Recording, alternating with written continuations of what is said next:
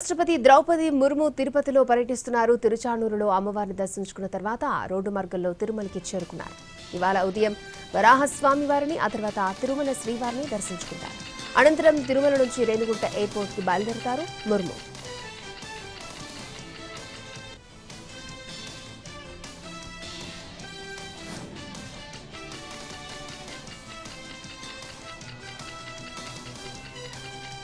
నేడు శ్రీ సత్యసాయి బాబా శతాబ్ది ఉత్సవాల్లో మహారాష్ట్ర సీఎం ఫడ్నవీస్ పాల్గొనున్నారు.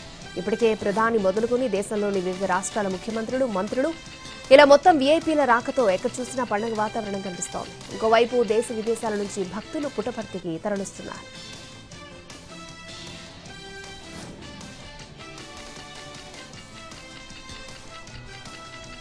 పంచాయతీ ఎన్నికలకు తెలంగాణ ఎన్నికల సంఘం రెడీ అవుతోంది. మరొక వారం రోజుల్లో ఎన్నికల స్కెడ్యూల్ వచ్చే అవకాశం ఉంది. దీంతో పకడ్బందీగా ఎన్నికల నిర్వహణ చేపట్టేందుకు కసరత్తును ప్రారంభించింది ఎలక్షన్ కమిషన్. ఈ క్రమంలోనే అధికారులకు పలు సూచనలు చేసింది. సర్పంచ్, వార్డు సభ్యుల ఎన్నికల నిర్వహణ ప్రశాంత వాతావరణంలో సమర్థవంతంగా నిర్వహించాలని, ఎలాంటి అవకతవకలకు అవకాశం లేకుండా చర్యలు తీసుకోవాలని ఆదేశించింది. డిసెంబర్ 1 నుంచి 9 వరకు జరిగే ప్రజాపాలన వారోత్సవాల తర్వాత ఎన్నికలు నిర్వహించాలని ఇప్పటికే మంత్రివర్గం నిర్ణయించింది. ఈ క్రమంలోనే డిసెంబర్ 15వ తేదీ నుంచి 20వ తేదీలోపు ఎన్నికలు పూర్తయ్యేలా ప్రణాళికలు రూపొందిస్తోంది రాష్ట్ర ఎన్నికల సంఘం.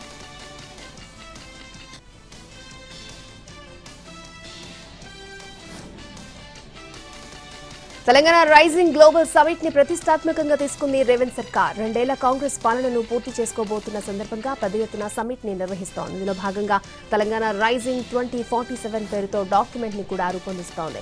డిసెంబర్ 8, 9వ తేదీలో జరిగే ఈ కార్యక్రమాన్ని విజయవంతంగా చేసేందుకు గాను సలహా మండలిని ఏర్పాటు చేసింది ప్రభుత్వం. ఇందులో ప్రజా విధానం, పాలన, ఆర్థిక శాస్త్రం, పర్యావరణం, పరిశ్రమ, సాంకేతిక, విద్యా సంస్థ, పౌర సమాజం వంటి విభిన్న రంగాల నుండి ప్రముఖ వ్యక్తులను ఎంచుకుంది.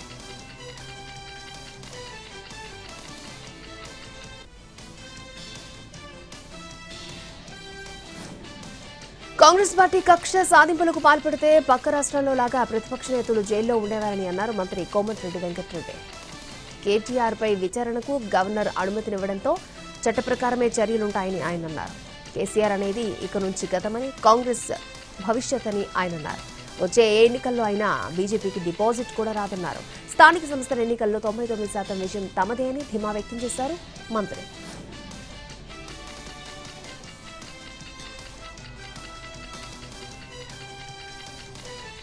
నెల్లూరు జిల్లా సెంట్రల్ జైల్లో ఉన్న జోగి రమేష్ ని పరామర్శించారు వెల్లంపల్లి శ్రీనివాస్, కాకాని సహా పలువురు వైసీపీ నేతలు. ఈ సందర్భంగా కూటమి పాలకులపై తీవ్రస్థాయిలో ఫైర్ అయ్యారు వెల్లంపల్లి. సంక్షేమ పథకాల కంటే రెడ్ బుక్ రాజ్యాంగాన్ని ప్రభుత్వం అమలు చేస్తోందని మండిపడ్డారు. కల్తీ మద్యం మరక వైసీపీకి అంటించాలని జోగిని అక్రమంగా అరెస్ట్ చేశారని ఆరోపించారు.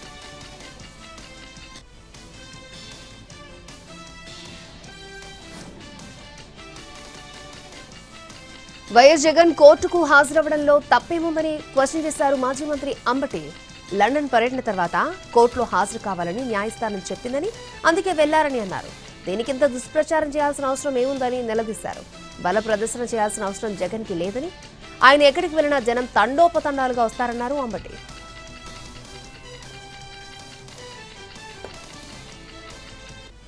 చిత్తూరు జిల్లా పొంగనూరులో టీడీపీ వర్గపోరు రచ్చకెక్కింది. లోకల్ కమిటీ పదవుల కోసం తెలుగు తమ్ముళ్లు వివాదానికి దిగారు. అంతటితో ఆగకుండా కుమ్మరి వీధిలో కొట్టుకున్నారు. సమాచారం అందుకున్న పోలీసులు రంగంలోకి దిగి లాఠీ చార్జ్ చేశారు. ఘటనా స్థలం నుంచి వారిని చెదరగొట్టారు.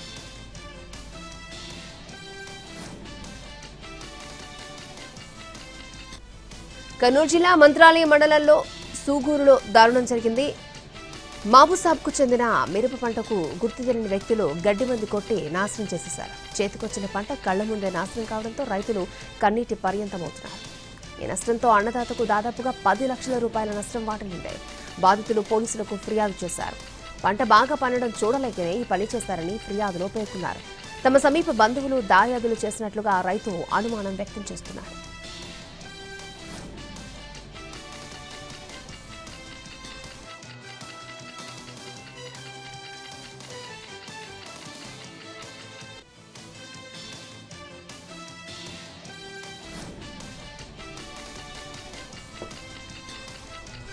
ఐబొమ్మ వెబ్సైట్ నిర్వాహకుడు రవి కస్టడీలో కీలక విషయాలు రాబట్టారు పోలీసులు. రవి బ్యాంకు లావాదేవీలపై ఆరా తీశారు. అతని నెట్వర్క్, ఇంటర్నెట్ సోర్స్ పై క్వశ్చన్ చేశారు. రవిపై ఫారినర్స్ యాక్ట్ సెక్షన్ కూడా జోడించారు. ఎన్ఆర్ఈ, క్రిప్టో కరెన్సీతో పాటు పలు వ్యాలెట్లు, దేశంలోని అతని బ్యాంక్ ఖాతాలపై ఆరా తీశారు. వెబ్సైట్, ఐపీ అడ్రస్, సర్వర్ డేటాపై దృష్టి పెట్టారు. ఐబొమ్మ వెబ్సైట్ ని నడిపించేందుకు ఐపీ అడ్రస్లు ఎలా మార్చాడు, ఎక్కడెక్కడ ఉంటూ పైరసీ సినిమాలు అప్లోడ్ చేశాడు అనే వివరాలను సేకరించారు. నెదర్లాండ్స్ లో ఉన్న హోమ్ సర్వర్ల డేటాపై కూడా ఆరా తీశారు. రవి వాడిన మొబైల్స్ పై కూడా వివరాలు సేకరించారు.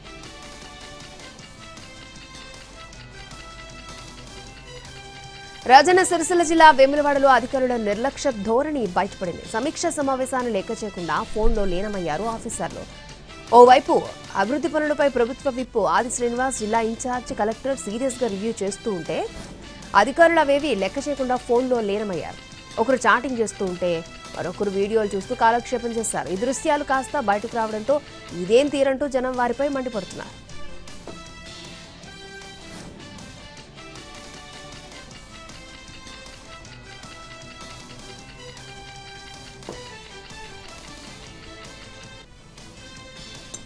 సిద్దిపేట జిల్లా చిన్నకోడూరు మండలం మల్లారం శివారులో కారు దగ్ధమైంది. రాజీవ్ రహదారిపై వెళ్తున్న కారులో మంటలు అంటుకున్నాయి. షార్ట్ సర్క్యూట్ కారణంగా ఒకసారిగా మంటలు చెలరేగాయి. కారులో ఉన్న వారంతా వెంటనే దిగిపోవడంతో పెను ప్రమాదం తప్పింది. నిమిషాల వ్యవధిలోని కారు మొత్తం మంటలు వ్యాపించాయి. చూస్తుండగానే కారు పూర్తిగా దగ్ధమైంది. కరీంనగర్ నుంచి హైదరాబాద్కి కారులో వెళ్తుండగా ఈ ప్రమాదం జరిగింది.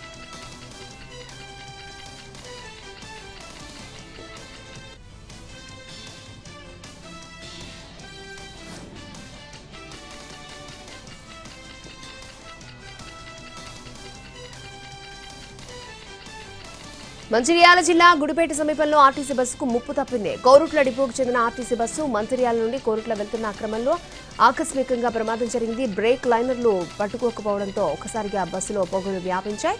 దీంతో ప్రయాణికులు భయభ్రాంతులకు లోనయ్యారు. అత్యవసరంగా బస్సు అద్దాలు పగలగొట్టి బయటకు దూకి ప్రాణాలు రక్షించుకున్నారు. ఘటనా సమయంలో బస్సులో సుమారు 70 మందికి పైగా ప్రయాణికులుండగా అదృష్టవశాత్తు అందరూ సురక్షితంగా బయటపడ్డారు.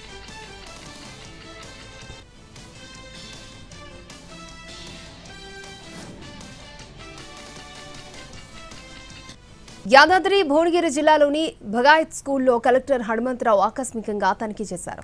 10వ తరగతి విద్యార్థుల హాజరు రిజిస్టర్ చెక్ చేయగా సుస్మిత అనే విద్యార్థిని రెగ్యులర్ గా స్కూల్కి రావడం లేదని తెలిసిందే. దీంతో విద్యార్థిని ఇంటికి నేరుగా వెళ్లారు. సుస్మిత తల్లి ఆరోగ్య పరిస్థితి బాగలేదని తెలుసుకున్న కలెక్టర్ విద్యార్థిని ఇంట్లో ఎలాంటి ఇబ్బందులు లేకుండా చూస్తారని హామీనిచ్చారు. సుస్మితని రెగ్యులర్ గా స్కూల్కి వెళ్లి చదువుకోవాలని సూచించారు. మంచిగా చదివి మంచి మార్కులతో పాస్ కావాలని కోరారు.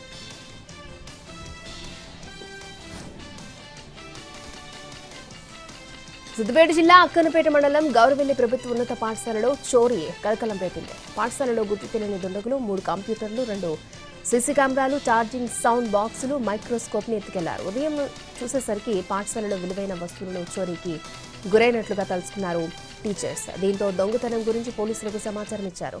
పాఠశాలకు చేరుకున్న క్లూస్ టీం దొంగల వేలిముద్రలను సేకరించారు. కేసు నమోదు చేసుకుని దర్యాప్తు చేస్తున్నారు.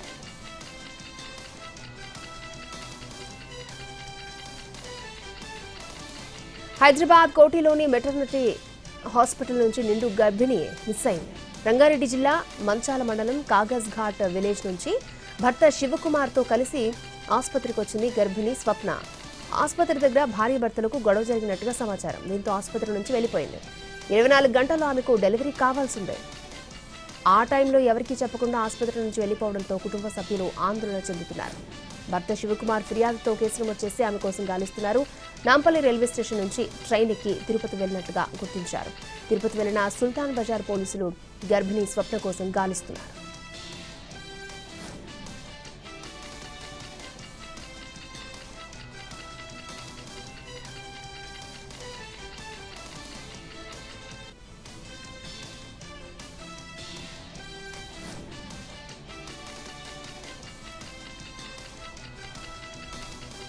కూలీల కొరత, అధిక కూలీలు, గిట్టుబాటు ధర లేక ఓ రైతు తన పత్తి పంటకు నిప్పంటించాడు. ఈ ఘటన నాగర్ కర్నూలు జిల్లా తిమ్మాజిపేట మండలం ఆవంచ గ్రామంలో జరిగింది. పంటను విక్రయించిన పెట్టిన పెట్టుబడి కూడా రాదని భావించి తన 3 ఎకరాల పత్తి పంటకి నిప్పు పెట్టాడు. అధిక వర్షాలతో అంతంత మాత్రమే పడిన పత్తి అమ్ముకోవడం కష్టంగా మారిందని రైతు వాపోయాడు. పంట పండించడం ఎంత కష్టమో అమ్ముకోవడం అంతకన్నా కష్టంగా మారిందని ఆవేదన వ్యక్తం చేశాడు.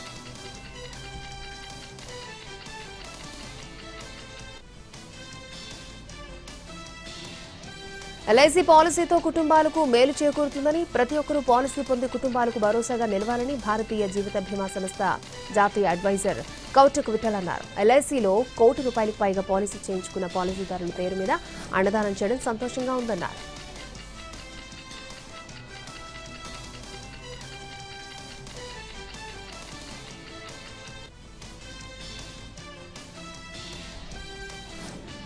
మావోయిస్టులు దేవజీ మల్లా రాజిరెడ్డిని కోర్టులో హాజరుపరిచేలా పోలీసులను ఆదేశించాలంటూ దాఖలైన హైబిస్ కార్పస్ పిటిషన్పై హైకోర్టు విచారణ జరిపింది.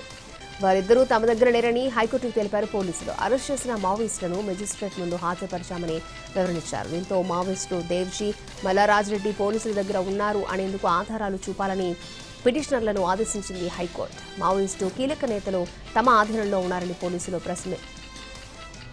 స్టేట్మెంట్ ఇచ్చారని, దాన్ని కోర్టు ముందు ఉంచుతామన్నారు పిటిషనర్ తరపు న్యాయవాది. దీంతో ఈ పిటిషన్పై నేడు విచారణ జరగనుంది. మారేడుమిల్లి ఎన్కౌంటర్లో భారీగా ఆయుధాలు స్వాధీనం చేసుకున్నామన్నారు AP DGP Harish Kumar Gupta. Maoism free state లక్ష్యంగా పనిచేస్తున్నామన్న ఆయన గవర్నమెంట్ ఆఫ్ ఇండియా ఇచ్చిన డెడ్ లైన్ లోపు కగార్ ఆపరేషన్ పూర్తి చేస్తామని తెలిపారు. తిరుపతి జిల్లా పెళ్లకూరు మండలం దొడ్లవారిమీట దగ్గర రోడ్డు ప్రమాదం జరిగింది. జాతీయ రహదారిపై మార్నింగ్ స్టార్కి చెందిన ప్రైవేట్ ట్రావెల్స్ బస్సు అదుపు తప్పి బోల్తా పడింది. ప్రమాదంలో 6 ప్రయాణికులకు తీవ్ర గాయాలయ్యాయి. ప్రమాద సమయంలో బస్సులో 21 మంది ప్రయాణికులు ఉన్నట్టుగా తెలుస్తోంది. విజయవాడ నుంచి బెంగళూరుకు వెళ్తూ ఉండగా ఈ ప్రమాదం జరిగింది. గాయపడ్డ వారిని నాయుడుపేట ప్రభుత్వ ఆసుపత్రికి తరలించారు. అనకాపల్లి జిల్లా మాడుగుల మండలం ఏ వీరనారాయణం సచివాలయం ముందు గిరిజన మహిళలు నల్ల రిబ్బన్లు ధరించి మౌన దీక్ష చేపట్టారు. డ్వాక్రా మహిళల గ్రూపుల నుండి నిధులు కాజేశారనే ఆరోపణలపై పంచాయతీకి చెందిన వీఓఏలపై చర్యలు తీసుకోవాలని డిమాండ్ చేశారు. శ్రీనిధి ఉన్నతి బ్యాంక్ లింక్జీ సిఎఫ్ పేర్లపై తమ ఖాతాల్లోకి వచ్చిన లోన్లను వీఓఏ కాజేశారన్నారు. ఫిర్యాదుల నేపథ్యంలో సిఆర్డీఏ పీడీ శశిదేవి స్వయంగా బృందంతో కలిసి గిరిజన గ్రామాల్లో పర్యటించారు. గిరిజన మహిళలకు జరిగిన అన్యాయాన్ని గుర్తించారు. వీఓఏలపై ఆరోపణలను నిర్ధారించేందుకు అవసరమైన సాక్ష్యాలతో పోలీసులకు ఫిర్యాదు చేయాలని సూచించారు. తమ లోకల్ సిబ్బంది ఏపీఎంల ద్వారా చర్యలు తీసుకుంటామని ఆమె హామీనిచ్చారు. కర్నూలు జిల్లా కోడుమూరు మండలం ప్యాల్గుర్తిలో ఎర్రమట్టి మాఫియాపై పోలీసులు దాడులు జరిపారు. ప్యాల్కుర్తి తిప్ప నుంచి అక్రమంగా ఎర్రమట్టి తరలిస్తున్న 2 ట్రాక్టర్లతో పాటు జేసీబీని సీజ్ చేశారు. గత కొన్ని రోజులుగా ఎర్రమట్టి దందా జరుగుతూ ఉండగా పోలీసులు ఆకస్మిక దాడులు జరపడంతో అక్రమార్కులు అలర్ట్ అయ్యారు.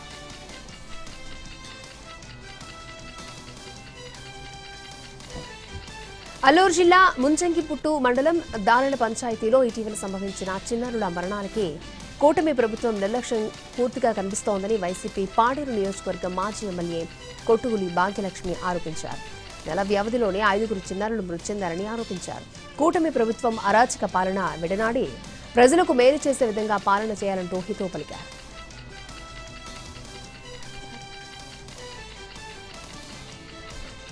శ్రీకాకుళం జిల్లా గార మండలంలో అగ్ని ప్రమాదం జరిగింది. కొత్తూరు సైనిగాంలోని ఓ ఇంట్లో విద్యుత్ షార్ట్ సర్క్యూట్ కారణంగా మంటలు చెలరేగాయి. ప్రమాదంలో రామారావుకు చెందిన ఇల్లు మంటల్లో కాలిపోయింది. మంటలు అదుపులోకి తీసుకురావడంలో గ్రామస్తులు తీవ్రంగా శ్రమించారు. బకెట్లు బిందెలతో నీళ్లు చల్లి మంటలను ఆర్పేశారు. అప్పటికే ఇల్లు అగ్నికి ఆహుతి కావడంతో దాదాపు 2 లక్షల వరకు నష్టం వాటిల్లింది.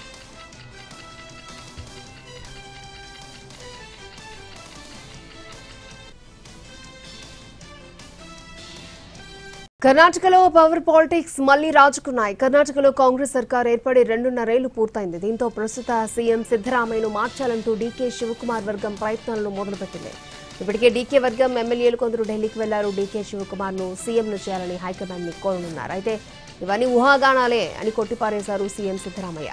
సీఎం మార్పు ఉండదని అంటున్నారు ఆయన.